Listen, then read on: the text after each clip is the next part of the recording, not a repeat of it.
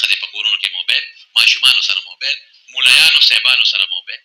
صوفیانو سره موبایل، هر څه زموږ نه موبایل برباد کړل، تباه کړل. او نن سبا پورې تبۍ دا خفه کېږې ما د کشر ګل مه ورکوئ موبایل. ټول پې فلمونه ګوري، سندرې پې اوري، بربنډې جنکۍ پې ګوري، او ډېر د حیا کورونه نن د موبایل د لاسه تباه او برباد شو،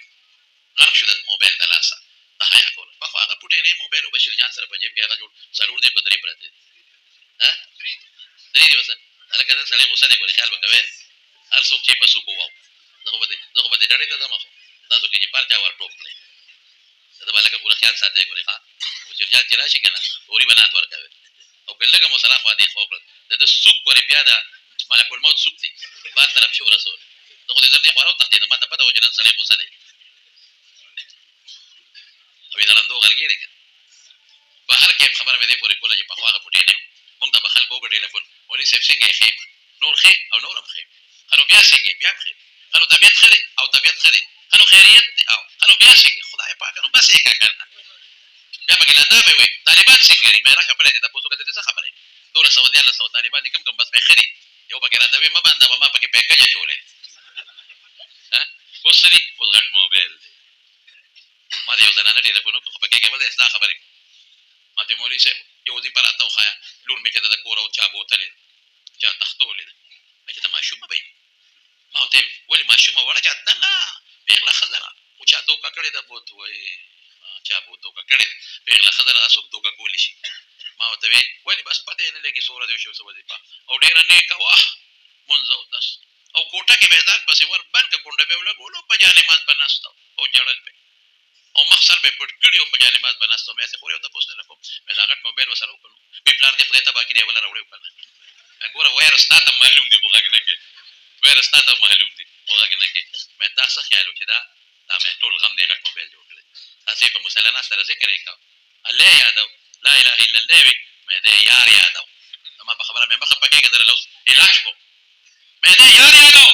تاسو مې کونډې ولګولو په مصله ناست دا خدای سره مراقبه نه دا یار سره مراقبه وه دا مې دا جاړي دا خدای ته نه جاړي دی هغه اشنا پسې جاړل چا پسې چې لاړه غټ موبایل دې وله ورکړه نن خو په کوټه کې چې تا ځان لکړه او غټ موبایل و دا باندې دې اخېستې بیا به په مصله ناسته کوله نو خو په هغې لګیا وه که نه د خپل هغه اشنا یار سره چې چا سره لاړه هغې سره یې ویډیو خبرې کولې که نه وی خدای دې پلار تباه کړي مې پلار ته خیر یې مه کوه پلار نه دی خبر کور کې دننه د لور نه پلار نه خبرېږي څوک دې خبرېږي وایه مور خبرېږي دا به پلار ته ویلو که نه چې دا په مصله د خدای په مصله ناسته ده او دا بل چا سره خبرې کوي ته پرې نه پوهېدې تا ته پته نه لګېده د دې موبایل ناست قسم په خدای د حیا کورنۍ لاړې تباه شو غلطي زمونږ هم ده مونږ یې په ښځو ورچو خو غلطي زمونږ هم ده دا مینه په لومه بلکل مه کوئ دا که زه اوس تللی یم جاپان ته چین ته په خدای که هلته ډرایور سوال نه پیدا کېږي چې موبایل استعمالوي دومره سخته سزا ورکوي چې د حد نه وتې ته خو به ځان مړ کړې خو بل به هم مړ کړې موبایل ولې استعمالوې دا یو که چا سره ډغره وواله څلور پېنځه به نور مړه کړې د اختیار چا در کړی نه پرېږدي دلته خو وروره که په خر شریف سور دی په خر شریف نو موبایل ورسره دی او که د خرې په ریړه مبارکه کې ناست دی نو موبایل ورسره دی دې له به یو کوټې لږ وار ورکوې په خدای قسم که دا دې په کار شي دا دې نقصان دی په کاري کې به د خدای قرآن نو ما سره به وعده کوې ټول که خیر یې دننه بس به د قرآن شریف تلاوت کوې انشاءالله وایې سوره اخلاص وایې 3 درجې دې وایې الله به د قرآن شریف د ختم ثواب درکوي او بل دا چې قاري صاحب ته ګوره دلته مدرسه جوړه کړې ده یو بچی راولې او په دې مدرسه کې داخل کې چې د خدای قرآن زده کړي که ته قبر کې پروت ثواب به در روان او بلکې یو بچی علم ته وباسئ یو بچی عالمان کې د علماو سره قاریانو حافظانو سره مینه کوئ وروڼو قرآن شریف د الله پاک کلام دی او د خدای کتاب او با برکته کتاب دی چې کلام د الله نو برکت به پکې ولې نه الله قرآن شریف کې په خپله د دې صفت کوي مصدق ورته وایي مهیمن ورته وایي امین ورته وایي مجید ورته وایي کتاب مجید او دلته الله پاک ورته مبارک وایي مبارک څه ته وایي وروڼو دا طالبان پې پوهېږي برکت دې ته وایي زه به حاصل درته ووایم د طالبانو په ژبه نه چې یو شی لږ وي مختصر وي او فایده پکې ډېره وي دې ته مبارک وایي د یو شي حجم کم خلک وي هلکه دې ډوډۍ خو ډېر لوی برکت وکړه څه مطلب مونږ خو وایي 2-3 کسه بیله په دې ماړه شي په دې خو 15-16 کسان ماړه شي یا د چا وادي او هغه د هغې دپاره انتظام وکړي هغه مثلا د 200 انتظام کړي او غونډ پې یو 400-500 راشي ویې خوري او ډوډۍ بیا هم پاتې شي خلک څه وایي هلکه دې ډوډۍ خو ډېر برکت وکړو چې لږ وفایده پکې ډېره شوه. دغه رنګینو قرآن شریف هم دی څومره چې د قرآن شریف دا حجم دی او د قرآن شریف پاڼې دي او د قرآن شریف حروف او الفاظ دي قسم د خیر او فایده پکې را دی نه ډېره دومره بابرکت کتاب د قرآن شریف چې که ته د قرآن شریف راوالې او دا ښکل کې نو په دې خدای ثواب درکوي. که ته د قرآن شریف راوالې او دې سینې پورې د جوخت ونیوه په دې به الله اجر درکوي. که ته د قرآن شریف ته د مینې محبت په نظر وګورې په دې خدای پاک اجر درکوي. که ته د قرآن شریف له رومال جوړ کړې رحیل ولا جوړ کړې قسم دی په دې کې هم ثواب دی. الله پاک په خپله قرآن شریف کې فرمایي ومن یعظم شعائر الله فانها من تقوى القلوب. د دې آیت مقصد دا چې قرآن شریف د الله پاک د دین د نښو نه لویه نښه ده او د آیت مقصد دا چې د الله د دین د نښو عزت پکې دا د الله د دې آیت دا مقصد دی. والله په دې کې دا مونږ ته اشاره راکوي چې دا زما د دین لویه نښه ده او د دین د نښو به عزت کوي. ګوره قرآن شریف کې الله تعالی فرمایي لا یمسه الا المطهرون چې کوم سړی بېودسه دی نو قرآن شریف له لاس نشي وړی او چې کوم انسان په لویه بېودسۍ کې دی په غټه بېودسۍ کې مبتلا دی هغه د قرآن شریف تلاوت هم په هغه بند دی د قرآن شریف تلاوت به نه کوي دی بلا هم وي نو د هغې نه پس به د قرآن شریف تلاوت کوي. د دې نه ته خپل اندازه ولګوه چې قرآن شریف د الله پاک څومره د عزت او د برکت کتاب. تلاوت کې ثواب ډېر خلک د حضور پاک په زمانه کې د قرآن شریف په تلاوت او په لوستو خدای مسلمانان کړي. د رسول الله صلی الله علیه وسلم د مدینې د هجرت نه مخکې صحابه لېږلي وو مدینې شریفې ته. انصار د مدینې د حج په موقع راغلي وو حضور پاک له دعوت ورکړی وی ته مدینې ته راځه نو رسول الله صلی الله علیه وسلم هغه دعوت قبول کړ. خبرې مه کوئ وړو شور به نه کوئ. نو کسان یې ولېږل انصارو له یو څو کسان ولېږل حضور پاک. نو هلته یو صحابي په مدینه شریفه کې اسعد ابن زراره رضی الله تعالی عنه حزب النبید ورته وایي د مدینې نه بهر علاقه ده حره د بنو بیاضه ورته وایي هلته کې دا صحابه دېره شو. لیکن کوم صحابي چې د دوی مشر استاذ و تاسو ورته شیخ القرآن وایئ یا زمونږ خلک ورته شیخ الحدیث وایي یا شیخ التفسیر ورته وایي هغه په سترګو د القاب اوس راوتلي هغه زمانه کې نو هغه په دواړو سترګو نابینه وړوند و عبدالله ابن ام مکتوم. لیکن د قرآن شریف نعمت د هغه په سینه کې پروت د پیغمبر علیه السلام د احادیثو رڼا د هغه په سینه کې پرته وه. د اسعد ابن زراره رضی الله عنه کور کې دېره شو. په مدینه شریفه کې یو لویه غوغا جوړه شوه چې لکه څه خلک راغلي د مکې نه او نوي دین خورئ او وایي چې ستاسو د پلار نیکه دین باطل دین دی او خراب دین دی او تاسو به ټول دوزخ ته دی. نو یو میټینګ یې راووښت یو لوی اجتماع وکړه خپل د مدینې کې څومره خلک و مشران دا ټول یې راجمع کړل د دې اسعد ابن زراره په خلاف باندې چې د بهر نه خلک د مکې نه رایستی دي او هغې دلته ډېره کړي دي. یو پاسې تقریر یې کړو بل پاسې د ټولو مقصد دا چې ورځو او چې دا کم خلک راغلي د مکې نه چې دا وشو او چې دا چا راوستي دي د سره به پوهېږو چې تا د بهر نه ولې خلک راوستی دي. واقعي یو څوک راشي خدای مکه او ستاسو په دې پلوسۍ کې یو ځای کې دېره شي او وایي چې ستاسو را دین خراب دین دی او نوی دین خورئ خدای شته که تاسو یې پرېږدئ مولیان به دنه مخکې او تاسو به ورپسې چې ښه ستا داسې کړي ته راځې او زموږ د دین خلاف خبره کوې. اوس به څوک لاړ شي او په یهودیانو کې به د هغوی د دین خلاف ووایي چرېب نه شي وی یا په امریکا کې او برطانیه کې د عیسایانو خلاف به ته ووایې نه شي وی. دغسې به یو خپل میټینګ وکړو په دې کې یو هلک اسید ابن حذیر هغه به لکه داسې کار دی ناول خو د دې خبرې معلومات پکار داسې خو په څونه خبرو اعتبار نه دی پکار ورځو معلومات یې کړو او دا چا چې دا خلک راوستي دي چې مسلمانان ځان ته وایي دا زما دوست دی اسعد ابن زراره زه ورځم ځای پوه یم چې دا خلک لر کړه او که دا دې پوه نه شو نو به بیا به پرې ورځو. هغې ویې ډېره ښه ده. اسید ابن حذیر ورغې دروازه یې ورته ووهله اسعد ابن زراره ور راووت په خیر اخلی په خیر وشو څنګه چل دی ملګري رورې تاله راغلي او تاسو خلک راوستي دي د مکې نه او څه غلطې خبرې کوي او زموږ پلار دی نو موږ ته کافران وایي چې تاسو به دوزخ ته ځئ او نوي دین خورئ او ستاسو د پلار چې کوم دین وه خراب دی. ولې ستا خلاف ټول د مدینې خلک بلوه دي او پلانکي ځای کې میټینګ دی خو زه درله رالم او زه دې پوهیم د قوم مقابله نه کېږي او نه د کلي د خلکو مقابله کېږي. مهرباني وکړه دا سړي وشړه ګنې خلک درپسې راځي او په دې کور دی هم نه کوي ګورې هر څه دله بربادوي او زما دوست دی خو زه هم د سره نه شم ودرېدی زه به قوم سره ودرېږم. اسعد ابن زراره رضی الله عنه ورته وی ملګري وی ته راځه تا دلته کوم د دې خلکو خبرې واوره نو که خراب خلک یو خبرې غلطې کوي نو ته زما دوست دی دا ستا کور دی د مټې ونیسه او ته وشړه او که خبرې سمې نو ولې زما په مېلمنو پسې خلک شوي دي ولې زما مېلمانه بېعزته کوئ زما بېعزتي ولې کوئ هغه وی یاره دا خو هوښیاره خبره ده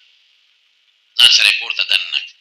هغه صحابي چې په دواړو سترګو نابینا و عبدالله ابن ام مکتوم رضی الله عنه هغه ته وی ده سره یو څو خبرې وکړه نو خبرې څه وې د قرآن شریف تلاوت عبدالله ابن ام مکتوم رضی الله عنه ورته د قرآن شریف تلاوت شروع رونو تلاوت د چا و د حضور پاک د شاګرد او کوم صحابي و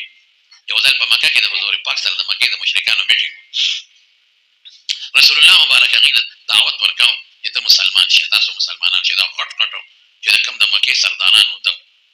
مذاکرات شروع دي ابو جهل دی عتبه دی شیبه دی دا خلک ناست دي هغې رسول الله مبارک ته داسې یو قدم یې ښوده مقصد یې دا و چې نبي اسلام ناکام وي داسې دا تا سره چې کوم مسلمانان دا ټول غریبانان او دا ټول هلکان دي ناپوهې دي دا ځان نه لرې کړه دوی سره مونږ یو ځای نه شو اسلام راوړی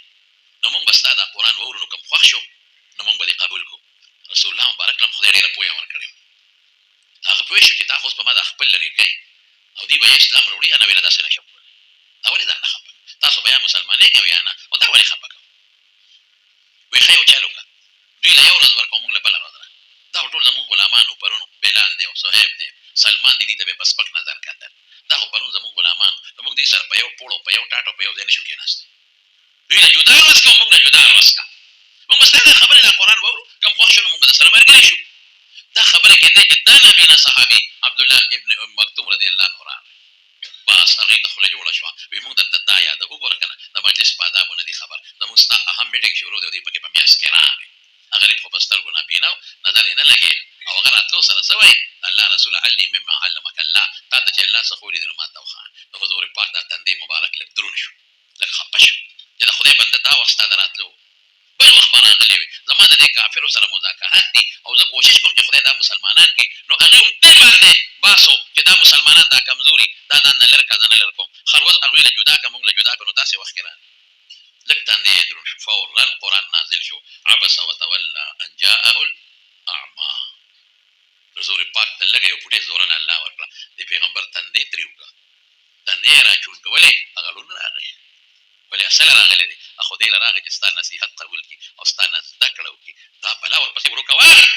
دوی به یې ایمان راوړي یا به نه راوړي همدا غریبانان او دا ړانده به ځان ته رانږدې کوي او دا به ځان ته رخوا کې کښېنی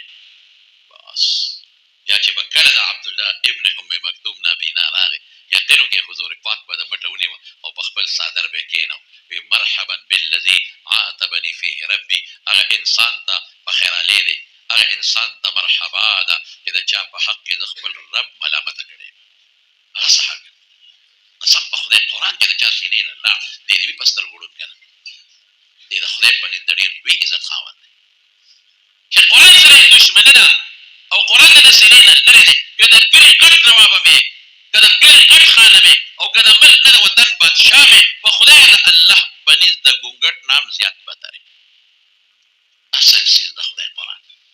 د مکې د مشرکانو چې د حضور پاک سره دشمني وه په څه وه په قرآن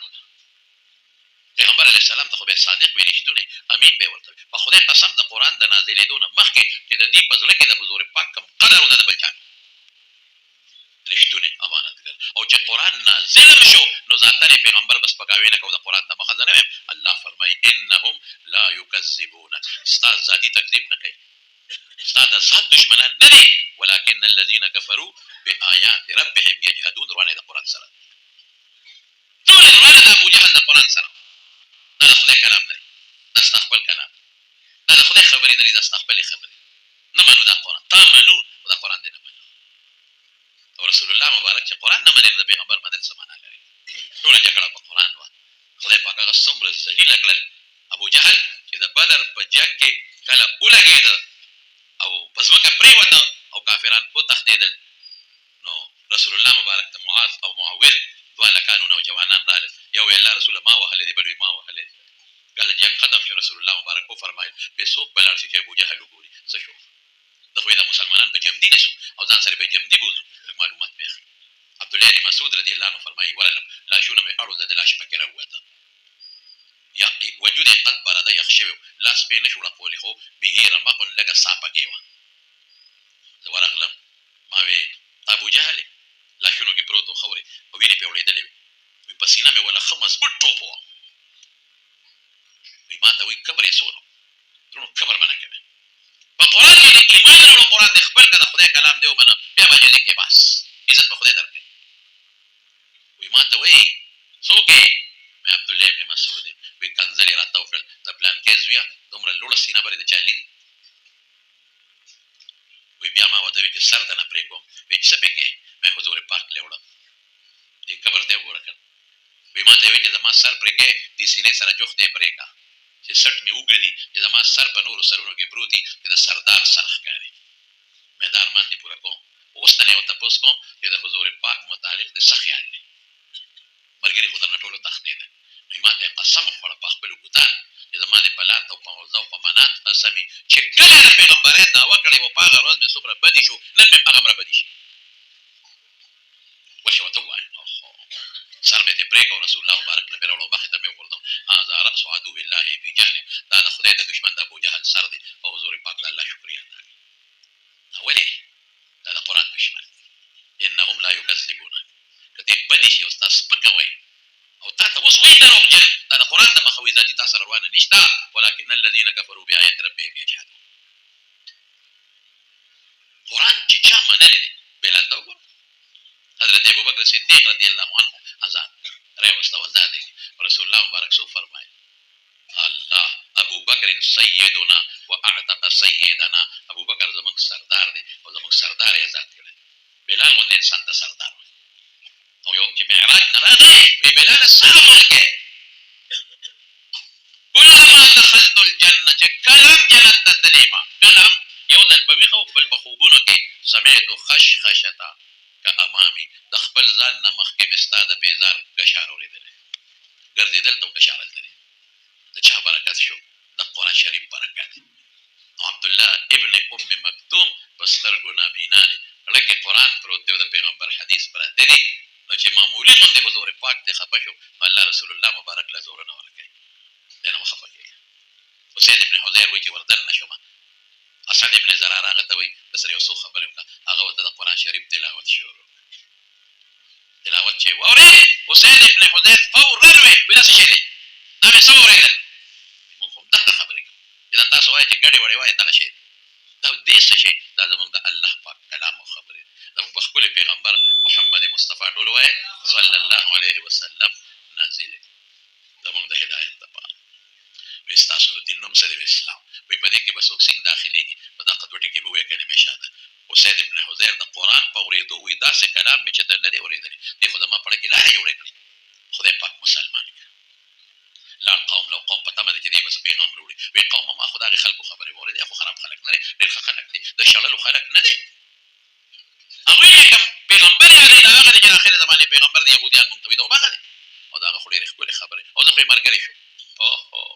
مونږ لېږلی سله وې او دې کړل څه هلک وایي پوه نه شوې حضرت سعد ابن معاذ رضی الله عنه مشر و په ټولو کې د اوس قبیلې سردار و هغه وایي ما پرېږدی زه ورځم دا سړی زما رشته دار دی سعد ابن زراره او زه یې پوه یم که پوه شو ښه پخه او که پوه نه شو نو زما رشته داري نه ده په کرتاو سره به ولاړی وایي ښه چې ورغی سعد ابن زراره ته یې دروازه ووهل اوله راووته ورته یې ویې ترور زویه قوم ستا خلاف بلوه دی څه چل مې کړی دی وایي تا د مکې نه خلک راوستی دی او څه نوي دین خورئ او اسلام ورته وایي او موږ ته او زموږ پلارانو ته دوزخیان او کافران ټول قوم ستا خلاف راوتی زه راغلم زما رشته دار یې زه دې پوه یم دا خلک وشړه او که دې ونه شړل قوم در باندې راځي بلوه کوي او در باندې حمله کوي پرېږدي دې نه ولې زه در سره نه شم ودرېدې قوم سره ودرېږم خو زما رشته دار یې نو ما تا دې رالم چې دې پوه کړي هغه ورته مخ ته ووایي ورته وایي داسې وکړه د خلکو په خبرو پسې مه ده را د هغوی سره په خپله خبرې وکړه که خراب خلک او خبرې غلطي نو دا ستا خپل کور دی ته وشړه هغه وایي دا خو خیاره خبره وردن نه شو او حق عبدالله ابن ام مکتوم ته وایي یو څو خبرې ورسره وکړه هغه څه خبرې د قرآن شریف تلاوت یې ورته آی های چې ویې که تلاوت نو سعد ابن معاذ وایي دا څه شی دا خو ما په لومړي ځل واورېد د دې نه خو د رښتیا او د حقانیت خوشبو راغلي دې خو د ما لکې لارې جوړې کړې دا څه شی دی دا زموږ د الله کلام ستاسو د دین نوم سره اسلام وایي ښه اسلام پیغمبر فلان کې وایي موږ د یهودیان وایي که نه چې د آخرې زمانې پیغمبر به راځي بس دا همغه دی په څه طریقه به دې کې سړی داخلېږي کلمه شهادت یې ورته هم خدای مسلمان د قرآن په اورېدو چې راغې قوم ته اوس قوم ټول په تمه دي ویل لکه قومه زه څنګه یم ویل ته خو سم سړی که نه څه حیثیت مې دی ویل ته زمونږ مشر نو که زه یو فیصله وکړم وبه منې قوم په دا مطلب و چې دی به راته وایي چې راځئ چې پرې ورځو بالکل صاحب ته مخکې کېږه موږ درپسې یو وایي داسې کار دی چې ما د خلکو خبرې واورېد قسم دې ډېرې ښکلې خبرې کوي ډېر ښایسته کتاب وایي او دا هغه رښتونی کتاب دی چې موږ د یهودیانو وایي چې د آخرې زمانې پیغمبر به راځي نو همغه دی او زه خو یې ملګری شوم او تاسو ته وایم چې ټول راځئ چې ملګري شو هغه میټینګ کې چې څومره په زرګونو خلک ناست وو په یو ژبه خدای پاک ټول مسلمانان حضور پاک چې مدینې منورې ته راغی نو د مدینې فضا واره خلک اکثریت مسلمانان یو څو منافقین پکې پاتې وو باقي اکثریت مسلمانان بنیاد د خدای قرآن اوس نو دا قرآن خدای پاک موږ تاسو دپاره نازل کړی او زموږ د ایمان چې دی د دې دوو نعمتو د برکت نه دی یو نعمت د قرآن شریف په شکل کې او بل نعمت د محمد مصطفی ټول صلی الله علیه وسلم په شکل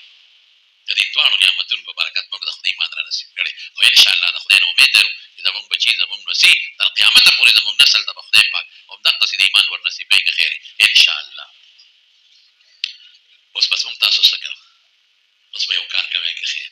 یو به تاسو ټول د قرآن شریف تلاوت کوئ انشاءالله وایئ شوق سره وایئ لاس اوچت کوئ نور شوق سره وایئ پرېږدئ به نه قرآن شریف پخوا به خلکو خو یو کار دی موږ نن دې غټ موبایل غرب پخوا به خلکو د قرآن شریف تلاوت کوو چې مونځ به سهار وشو په دې جومات کې به دې غاړو ته را بوډاګان کېناستل چاله به ناظره نه ورته تسبیح به اړول او که چاله به په ناظره قرآن ورته نو هر چا به ځان له خپل قرآن شریف په تاخ کې ایښودی او د هغې تلاوت به یې کوو د هر چا به پکې خپله نښه وه اکثر به په دې جګړه وه زما نښه دې غلطه کړې زما قرآن څه شو ورچې دانه دانه دی بلکې زما نښه ده یو شان به د قرآن تلاوت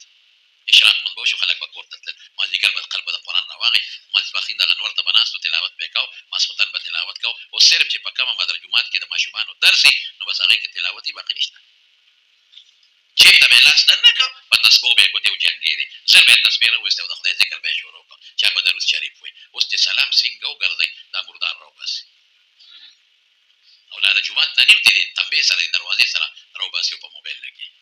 ټوله دنیا په دې غم اخته ده ډرایورانو سره ته په لاره چې ځو مونږ په څه لیټ شو اکثر پروګرام کې لیټ شو په څه وجه هلته موټرسایکل والا موبایل لیستی نو په خپل موبایل کې لګیا دی ورو په یو لاس یې هینډل نیولي په بل کې موبایل نه یو خوا کېږي نه بل خوا واپس یې رانیکړ خو چې هرن دی ورپسې و همداسې به دبره شي چې ما پسې هرن ولې ښه موټر والا